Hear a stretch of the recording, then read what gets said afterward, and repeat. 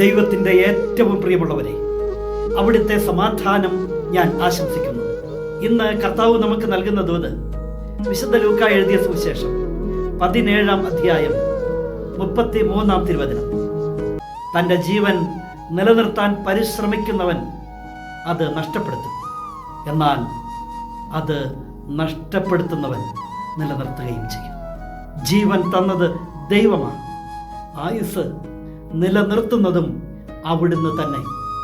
എന്നാൽ സ്വന്തം ജീവൻ നിലനിർത്താൻ എന്ന വ്യാജേന ഈ ലോകത്തിനു വേണ്ടി വാരിക്കോരി കൂട്ടിപ്പിടിക്കുന്നവൻ അത് നഷ്ടപ്പെടുത്തുകയല്ലേ ചെയ്യുന്നത്. എന്നാൽ കർത്താവിന് വേണ്ടി സ്വന്തം ജീവൻ നഷ്ടപ്പെടുത്തുന്നവൻ അത് നിലനിർത്തും.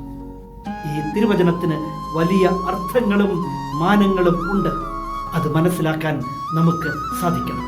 എങ്കിൽ നശ്വരമായ അപ്പത്തിനു വേണ്ടി അധ്വാനിക്കാതെ ആ അനശ്വരതയ്ക്ക് വേണ്ടി അധ്വാനിക്കാൻ നമുക്ക് സാധിക്കട്ടെ. കരുണാമയനായ ദൈവം നമ്മെ എല്ലാവരെയും സമൃദ്ധിയായി അനുഗ്രഹിക്കട്ടെ.